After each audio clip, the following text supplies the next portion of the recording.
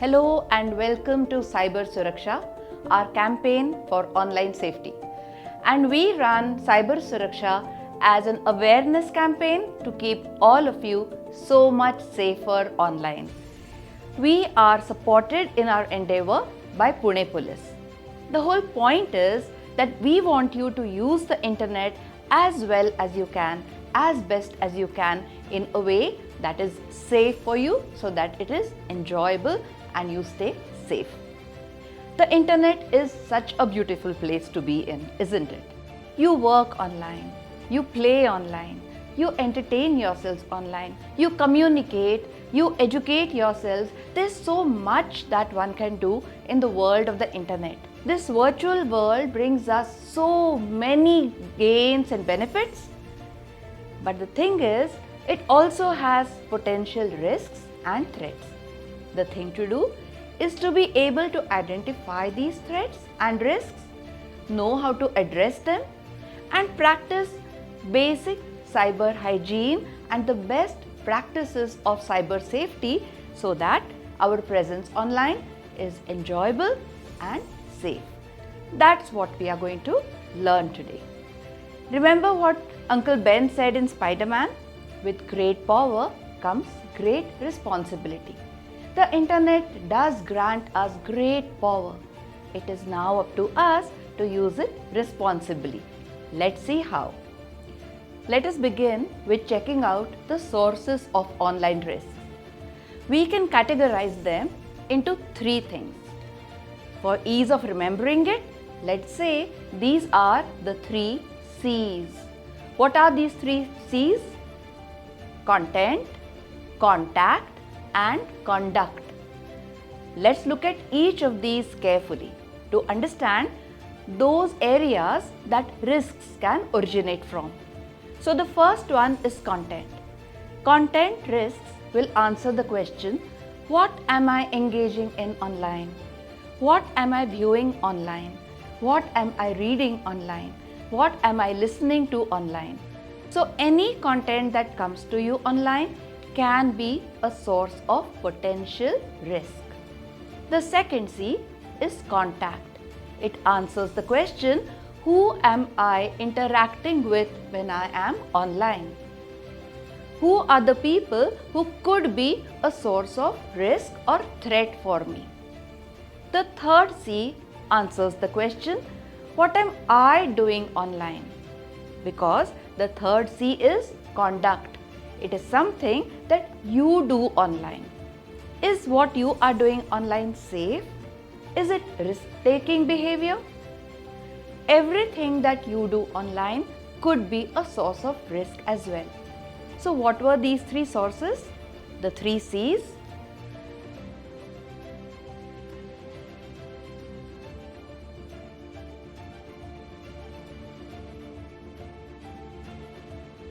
Content, contact, and conduct. We are going to go into them in a little more detail. So we are going to look at content risks first. These are of two types at least. The first is age inappropriate content. All it means is content that is not suitable at the age you are at.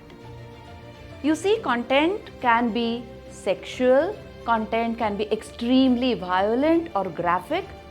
Of course, there's a lot of beautiful content out there, but so is there content that can be harmful to you emotionally and mentally.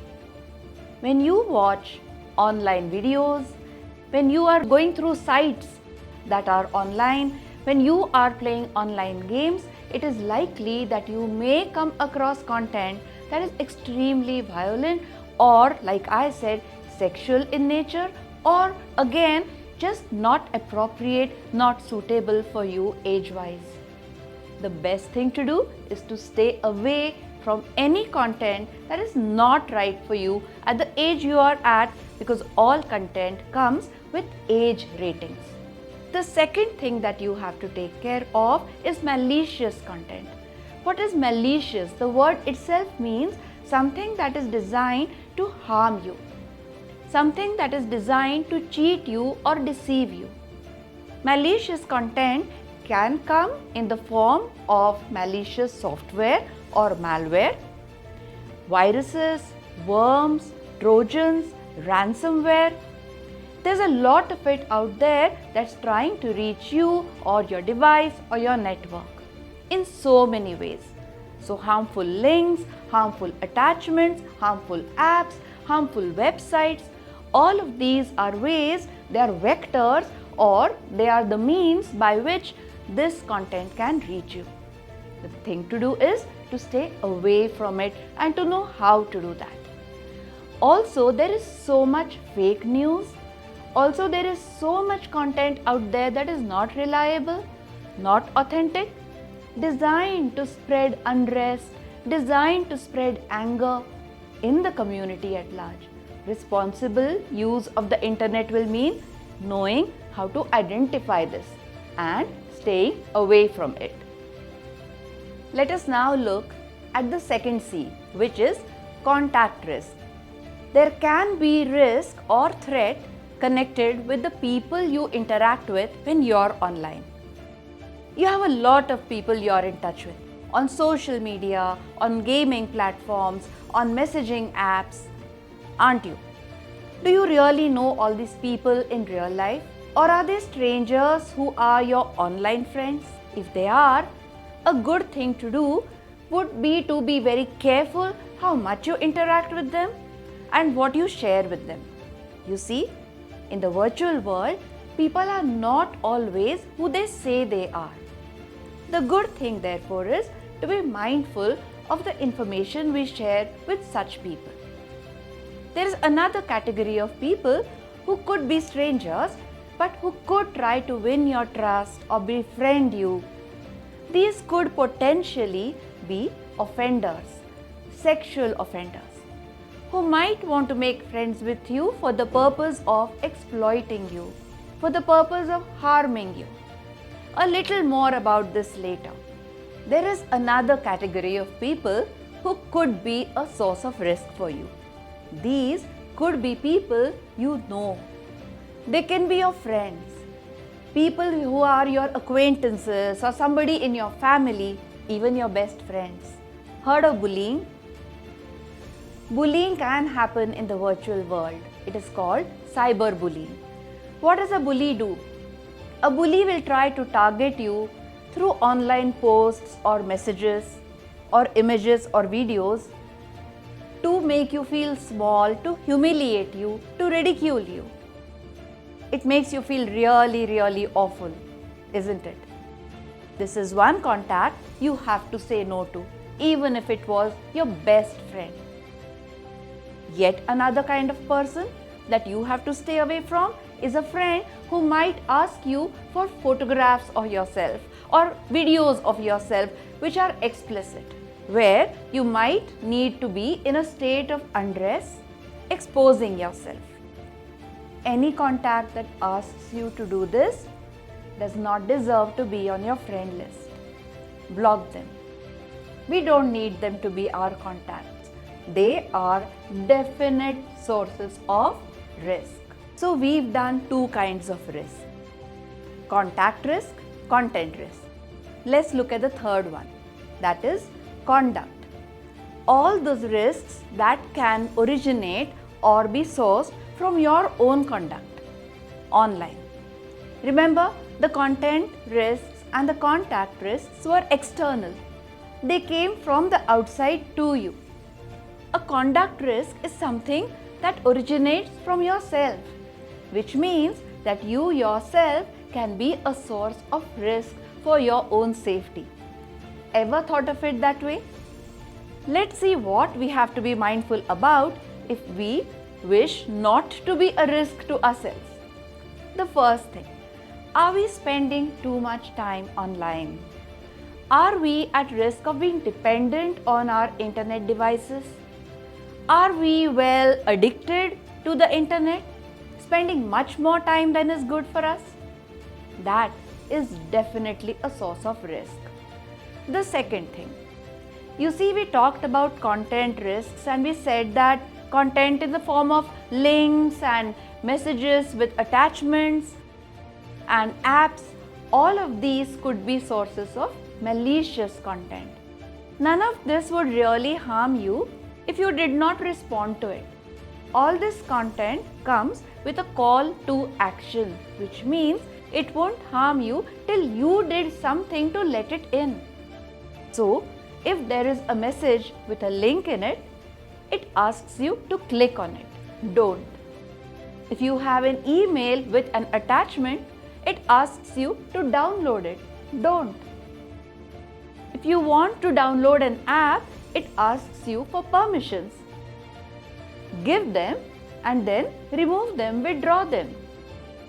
So you see how it is that we ourselves can just be a little more responsible, a little more mindful, and protect ourselves from some possible sources of risks. You all have school projects, don't you? And you use a lot of the data and information that is online. Have you thought that all of this could be copyrighted, protected by IP laws, which are intellectual property right laws? Are we just downloading, using, copying, pasting things without giving a single thought to whether it is legal to do so, ethical to do so? These are definitely questions you must ask yourself. Netiquettes, ethics on the internet, good behavior on the internet. All of these things are something we owe not only to ourselves but to the community we live in. Why? Hum safe, to sab safe. Hum safe, to India safe. That's why. Hello students. Well, whatever you do online stays online on some server or the other. So this footprint is called as digital footprint or cyber footprint. When you walk on the sand, the waves come and wash off your trail. But whenever you are online or whatever activity you are doing online remains there forever on some server or the other. So be very mindful of what you are doing online. So you must be wondering as to how can you avoid all these risks which you face online. Well, there's a very simple mantra which is lock, block and talk. Remember, lock, block and talk. Now you'll ask, what should we lock, whom should we block and what should we talk about? So first, lock all your devices, all your accounts and all your personal data. I'll tell you how to lock your accounts. We can lock them with the use of passwords or passphrases. Now your password has to be unique. It can be more than 12 characters long or more also. This has to be done on a random basis. These characters should be used on a random basis, or you can use passphrases also. Passphrases are simple group of sentences which are easy to remember but difficult to crack. Besides that, you can use a password manager. Password manager is a software application which stores, generates and locks all your password. But remember, don't forget the password of your password manager. As you all must be aware, you have to use the 2FA, that is two-factor authentication. This two-factor authentication you should use on all your accounts, whether it's an email account or whether your online shopping account, because it's, as I told you before, that it adds as an extra level of security. Okay, now I'll tell you how to lock your devices. First of all, use a licensed software and not a pirated version. Also remember to update that regularly. Thirdly, use a strong antivirus system in all your devices. And don't forget to back up your data, which is very important, because it may happen that if your data gets lost, you will not be able to recover that. Okay, so now I'll tell you how to lock your personal data. Be very careful about whom you are sharing your personal information, your photos, your videos with, because there is always a chance of data breaches or data thefts.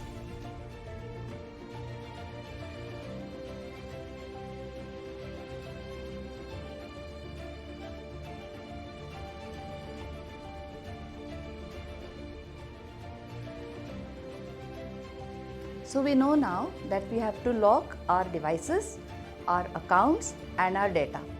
What was our Cyber Suraksha mantra? Lock, block, talk. What do we have to block? Any content or any person that is offensive, that means to harm us or makes us feel uncomfortable or scared. Most platforms will let you do that. Most platforms will let you report or block such posts or persons. I'm specifically going to tell you about 3 kinds of people that we must have the courage to block. The first is cyber bullies. Bullies are people who use their power over you to make you feel small or to humiliate you and make you feel very uncomfortable. If this happens to you online, remember it's your right and your responsibility to say no, because cyberbullying is a crime. You should not bully and you should not get bullied. Both would be equally wrong. The next category that we are going to look at is that of people who ask you for images or photographs or videos of yourself when you're exposed or undressed or where you're showing your private parts. These are people who might send you such pictures. It's uncomfortable, isn't it? Anything that doesn't feel right is not right. What should you do when faced with such people? I'm going to tell you 2 simple words. Bolo na. Bolo na. Say no. Simple, isn't it? That's all we have to do. There's yet another category of people that you might meet, that you might want to trust because they seem so nice, because they talk to you nicely and win your trust and they're so friendly. If they are people you don't know in real life, if they are strangers that you made friends with, always be careful who it is that you're talking to. What is this person asking of you? What are they expecting of you? These could be potentially offenders. They could want to exploit you. Would that always happen? No. Could it happen? Yes. And that is why we have to be very careful. These people are called groomers. They prepare you in a way for exploitation, for harassment, for exploiting you in a way that is more sexual. It's not scary if you know how to deal with them. Remember our golden words? Bolo na, say no. We are now going to see what exactly to do when you meet somebody who bullies you. If you meet somebody who's sexting you, which is sending you explicit photographs and videos or asking for them from you, or people who seem to be so nice and so trustworthy, but you're not really sure what they mean or what they want. When you are met with such people, there are 3 steps that you all must take. The first, block these people. Every platform will let you do that. Every single social media platform or WhatsApp or email platform will let you block such people. Block them. The second thing you have to do is save those posts. Do not delete them. Keep them away. They're going to come in handy as evidence if we need to report the matter. And the third most important thing, talk to a trusted adult. Your parents, your teachers, somebody in your family that you trust, any elder that is going to look out for you. Talk to that person and explain everything that happened. Remember, there's nothing that's so wrong that it can't be put right. And it's never your fault. So the thing to do, bolo na.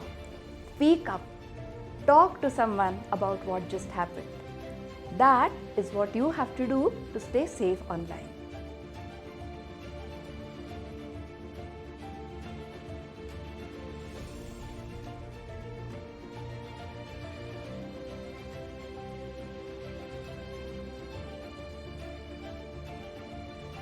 So we've seen 2 parts of our Cyber Suraksha mantra, lock and block. The third was talk.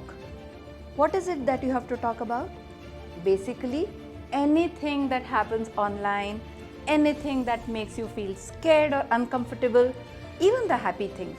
Make it a habit to talk to a trusted adult. They are more likely to be able to see the dangers or the threats if there are any. They are more likely to keep you safer than you are right now. Another place that you could report these things on is the platform itself. And of course, there is always the cyber police. These are people who mean you well. These are people who will look out for you and they will tell you exactly what to do. So don't be scared of reporting a matter. Don't be scared of talking out loud. Don't be scared of sharing your experiences. What you say might benefit somebody else. Remember, bolo na. We hope you will use the Cyber Suraksha mantra of lock, block and talk to stay safe online. Children, do use the internet, do use the technology as much as you can for your own benefit, for the benefit of our community, for the benefit of the nation. All we have to do is remember that while we are doing all this, we use it responsibly. Now, one very important aspect of using the internet responsibly is using it for the right amount of time. Are we on the internet much more than we ought to be? Are we somewhere dependent on our devices? Are we somewhere addicted to the internet? Again, these are questions that you or your family can help you answer. A good thing to do is to remind yourself to set a time on your internet hours. How much time is the right time for you? A good idea to sit with your family, have a discussion and set those limits for absolutely everybody in the family, and more importantly, follow those norms. Playing outdoors, being engaged in other social activities, sports activities is so much better than being glued to your screen, right? So that's one thing you have to remember. Limit your screen time, limit your dependency. That way, we'll all stay safe online. Remember, if you are safe, all of us are safe as well. Hum safe, to India safe. That's the tagline of Cyber Suraksha. So, have a safe day, have a great day,